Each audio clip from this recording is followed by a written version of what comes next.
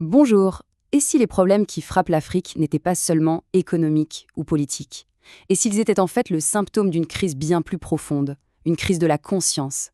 C'est la thèse, assez audacieuse, du philosophe Dieudonné Lukundula Ramazani.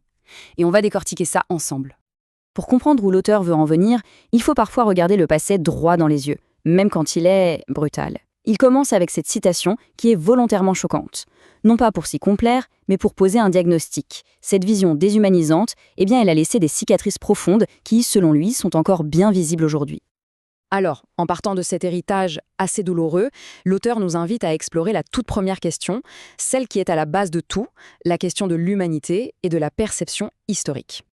Et c'est là que son analyse devient vraiment intéressante. Le but, ce n'est pas de rejouer l'histoire ou de chercher des coupables. Non. Pour lui, ce regard sur le passé, c'est juste la première étape pour diagnostiquer une crise qui est bien plus profonde et bien plus actuelle, une crise de la conscience collective.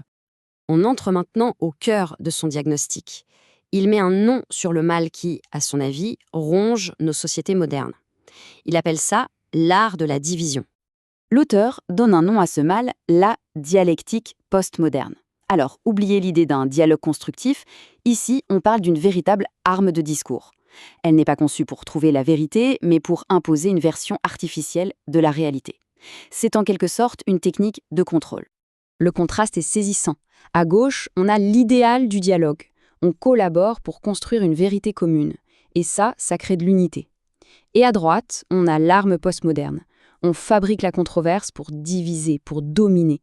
Et le résultat, c'est une société complètement fracturée. Le point crucial, il est là. L'auteur utilise une métaphore hyper puissante, la seringue à poison. Il montre comment cette logique de division, ce n'est pas juste un concept abstrait, non, c'est une arme qui s'infiltre partout, dans la politique, dans la société, et qui finit par empoisonner les relations humaines. Bon, on a vu la cause, qui est assez théorique. Maintenant, on va observer ses conséquences bien concrètes, bien humaines. On va voir comment ce poison affecte toute une génération. Et cette division, ce n'est pas qu'une idée en l'air. Concrètement, ça crée des sociétés qui sont bloquées, sans opportunité, où le désespoir s'installe. Et c'est exactement ça qui pousse des milliers de jeunes à risquer leur vie pour un Eldorado un peu mythique, juste pour fuir une réalité qui est devenue invisible. Cette rupture sociale, elle a un visage, celui des gangs de rue que l'auteur énumère ici. En parlant par exemple des Kuluna de Kinshasa et de leurs machettes, il nous dit « Attention, ne voyez pas des monstres, voyez plutôt les symptômes les plus extrêmes d'une société qui a tout simplement échoué à créer un avenir pour sa jeunesse. » L'auteur, à ce moment-là, il nous retourne la question. Au lieu de juger le phénomène migratoire, il nous demande de nous interroger sur sa source. Qu'est-ce qui peut bien pousser quelqu'un à tout quitter?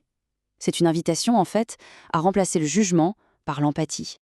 On arrive maintenant à un tournant vraiment décisif dans l'argumentation. L'analyse se déplace. On passe de la critique des causes externes à une introspection sur la responsabilité interne. Et voici la phrase qui est le pivot de toute sa pensée. L'auteur retourne le miroir. Fini de blâmer le voisin ou l'Occident. Le vrai problème, dit-il, il vient de l'intérieur. C'est une invitation à une introspection courageuse et sans doute assez douloureuse. Pour bien illustrer son propos, il utilise une métaphore très très forte. D'un côté, il y a la jeunesse photocopie, celle qui s'efface en imitant des modèles venus d'ailleurs, et de l'autre, son idéal, la conscience originelle, une jeunesse qui est enracinée, qui puise sa force en elle-même. Cette idée de photocopie, elle décrit un cercle vicieux. On rêve de New York, pendant que le New-Yorkais, lui, rêve d'Afrique. On court après le rêve de l'autre au lieu de construire le sien. La solution pour l'auteur, c'est de briser ce cycle en se reconnectant à cette conscience intérieure, cette source authentique. Ok, on est passé du diagnostic aux causes, puis à la prise de conscience. Voyons maintenant le remède que propose l'auteur. C'est sa prescription en 2 temps pour la guérison. Alors, comment on guérit de tout ça? L'auteur ne croit pas aux solutions uniques ou magiques, non. Il propose un remède en 2 temps, 2 piliers qui sont absolument essentiels pour rebâtir une société saine. Et voici ces 2 piliers. D'abord, le pardon. Un pardon courageux, non pas pour oublier, mais pour se libérer du poids du passé et enfin pouvoir avancer. Et ensuite, la justice. Attention, pas la vengeance, mais bien la restauration d'un ordre juste. Cette phrase, elle est vraiment au cœur de sa solution. Le pardon, ici, ça n'a rien à voir avec de la faiblesse. C'est un acte de force. C'est une décision consciente de briser le cycle de la haine. C'est une véritable thérapie sociale pour guérir toute la communauté. Et en ce qui concerne la justice, il insiste. Il ne s'agit pas de vengeance, mais de restauration. Restaurer un ordre où chaque action a une conséquence. L'auteur s'inspire même de certains États africains précoloniaux, qui étaient des modèles, selon lui, d'une société où la justice garantissait la paix. L'analyse se termine sur cette question puissante, qui est en fait un appel à l'action.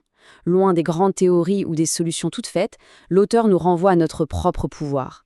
Et il nous laisse avec cette idée, un peu vertigineuse, et si la première personne capable de changer le monde était celle qu'on voit chaque matin dans le miroir.